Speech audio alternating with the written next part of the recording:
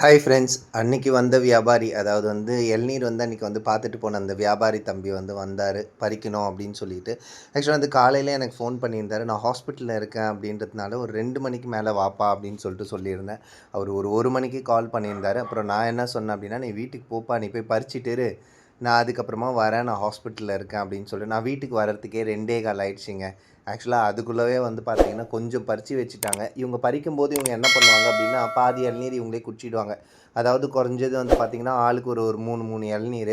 இந்த தடவை ஆக்சுவலாக போன தடவை ஃபேமிலியோடு வந்தார். இந்த தடவை வரும்போது பார்த்தீங்கன்னா, ஒரு 4, 5 பசங்களை கூட்டிகிட்டு வந்துக்கிறாரு. எல்லாரும் ஒரு 4 இளநீர் குடிச்சிட்டு அப்புறம் மிச்சம் இருக்கிறத தான் எடுத்துகிட்டு போவாங்க. நம்ம எதுவுமே சொல்ல முடியாது. ஏன்னா ஆக்சுவலாக வெளியில் இருக்க வியாபாரிக்கிட்ட நம்ம கேட்டோம்னு வச்சுக்கோங்களேன், அவங்க என்ன சொல்லுவாங்க அப்படின்னா நீங்கள் இளநீரை வெட்டி எடுத்துகிட்டு வந்து கொடுங்க, நாங்கள் வாங்கிக்கிறோம் அப்படின்னு தான் எல்லாருமே சொல்கிறாங்க.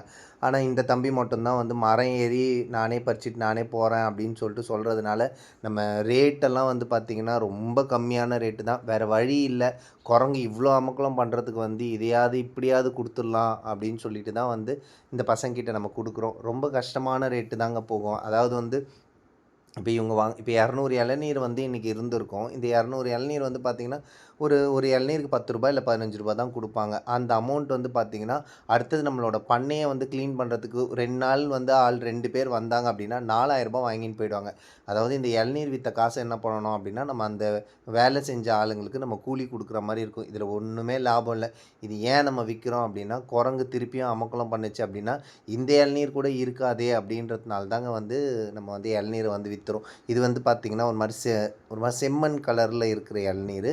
நம்ம பண்ணையில் இது ஒரே ஒரு மரம் தான் இருக்குது. மீதி பச்சை இளநீர் என்னப்பா சின்னதாக இருக்குது அப்படின்னு சொல்லி கேட்டதுக்கு அந்த பையன் என்ன சொன்னான், அண்ணா இது தேங்காவாயிடுச்சு, அதையும் நான் எடுத்துகிட்டு போகிறேன் அப்படின்னு சொல்லிட்டு சொன்னான். சரி எப்படின்னா எடுத்துகிட்டு போப்பா அப்படின்னு சொன்னோன்னே குட்டியானை கொண்டு வந்திருந்தான். அதை வீட்டுக்குள்ளே கொண்டு அப்படியே எடுத்துகிட்டு போய் எல்லாத்தையும் ஏற்றிட்டு அவங்க கிளம்பிட்டாங்க. இதுதாங்க நம்ம பண்ணை வச்சுருக்கிறவங்களோட லைஃப் எப்படி போகுது அப்படின்னு சொல்லிட்டு நீங்களே பார்த்துக்கோங்க. இந்த வீடியோ உங்களுக்கு பிடிச்சிருந்தது அப்படின்னா ப்ளீஸ் லைக் பண்ணுங்கள், ஷேர் பண்ணி சப்ஸ்கிரைப் பண்ணி சப்போர்ட் பண்ணுங்கள் நம்மளோட சேனலை.